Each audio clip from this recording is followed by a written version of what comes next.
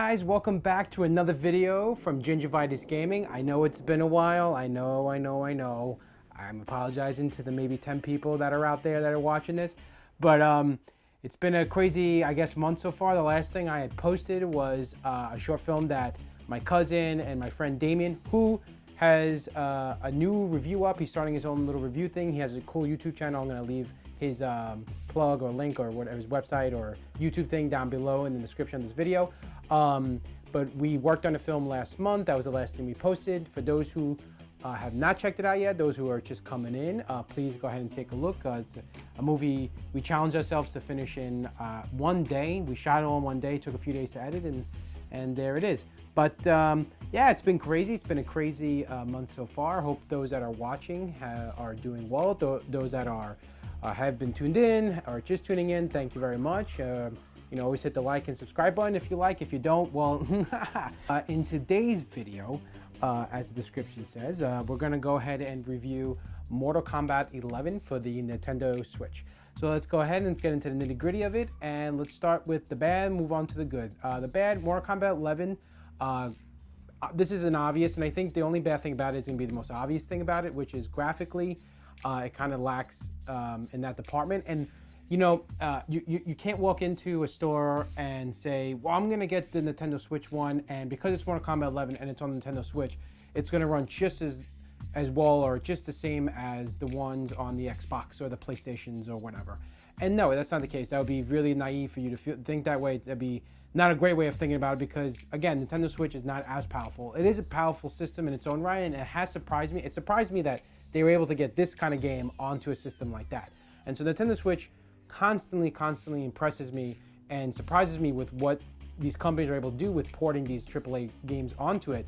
But the problem though is with all these opportunities to do it and this like miracle of getting these games on there, this becomes a lot of sacrificing. And unfortunately for Mortal Kombat 11, this is not the platform to play it on. Yeah, Mortal Kombat 11, playing a fighting game on the go seems like an awesome idea, and it is, and I'll say it is, but graphically, it's just not great. It's really jagged. There's moments where, like for example, Johnny Cage's hair, just throwing up an example for a character, it's like, it looks like doll hair, like they forgot to fill in the hair. It's like little black dots, like little pepper dots on the hair, like, and then the lighting, everything is like, it feels so unfinished, and it's so ugly to look at, so muddy, everything is blurry, and it sucks because, you know, my brother got it for the Xbox, and it's like, fuck, you know, you really get to see what you're missing out on. And graphics, I don't really care about so much as opposed to how it plays, and it plays well. It runs 60 frames a second, it's really smooth.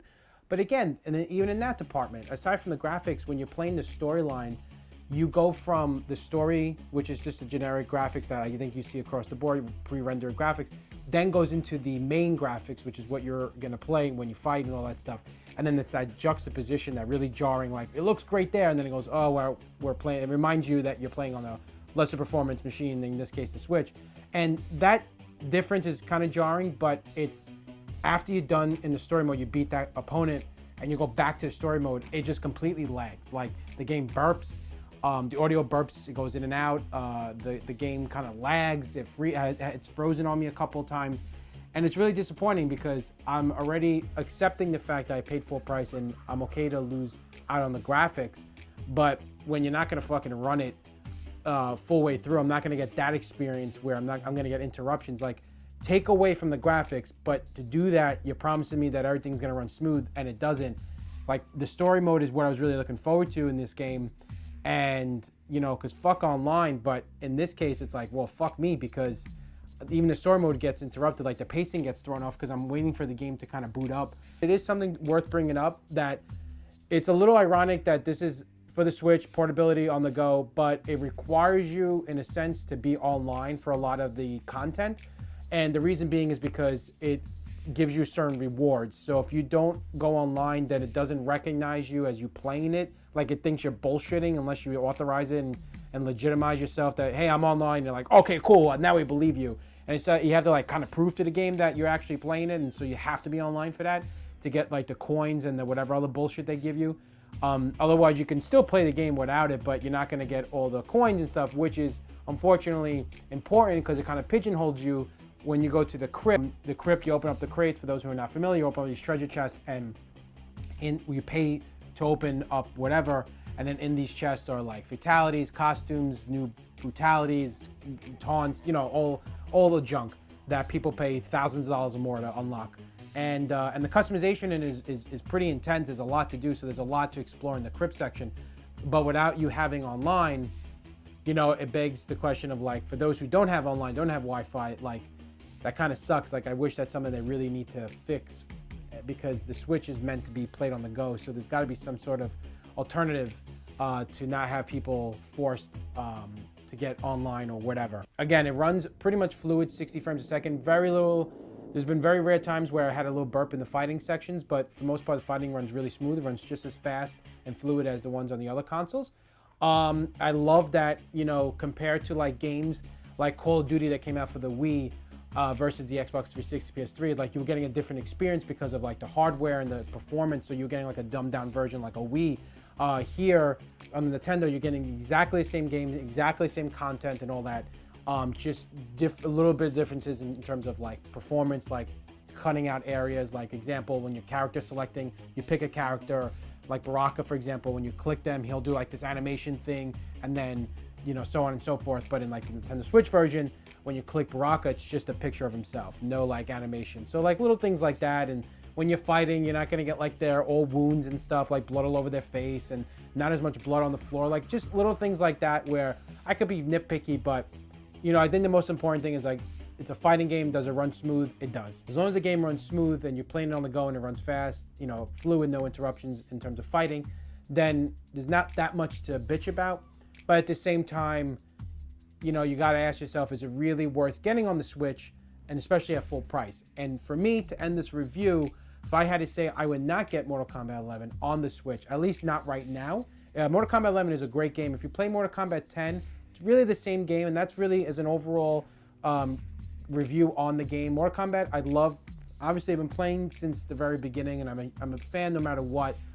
But in terms of an outfit difference, you know, Mortal Kombat 11 is like, it's wearing the same pants as Mortal Kombat 10 and Mortal Kombat 9, but it has a different shirt on. So in other words, it's different a little bit, but not that much variation. Like, you still have the X-rays, and you still have like the brutalities and the story mode, and you know, it's all kind of the same.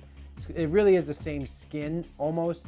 So you're getting a little bit of a different experience, but not so much. So I would say, would I get this game across the board, any platform, would I get at $60? No, I would wait.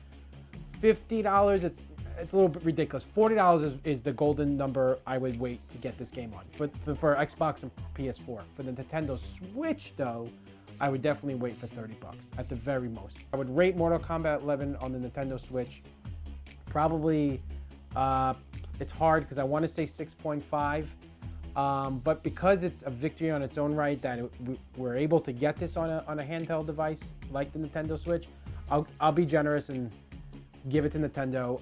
I'll give it a 7 out of 10, and that's me being gracious. Really, it should be a 6.5, but I'll give it a 7 out of 10. There are a lot of things that work for it, and there's a lot of things that go against it, and it's a very push and pull. You know, it's a love-hate relationship where if I had it for both platforms, an Xbox, PS4, and a Switch or whatever, I feel like I still would find myself playing on this because of the fact I can walk anywhere, I can go take a shit and still play. But I really feel like as much as I know I'm missing out just on like the little technical departments, I still feel like I'm missing a lot of the game. So that concludes my review on Mortal Kombat 11 for Nintendo Switch. Please go and check out the other videos if you have not done already. I think we're at like number 10 or 11, and I didn't do that purposely. If this is number 11, I didn't do that purposely to pick Mortal Kombat 11. That's just goddamn coincidence. But please check out my short film, anyone out there. Please check out any other videos, and as always, you know, hit the like or subscribe button if you want. If not, keep that shit to yourselves. It's getting warmer out. I hope you guys are enjoying the warmer weather, sort of. But as always, you know, stay warm, stay cool, stay safe, and peace out.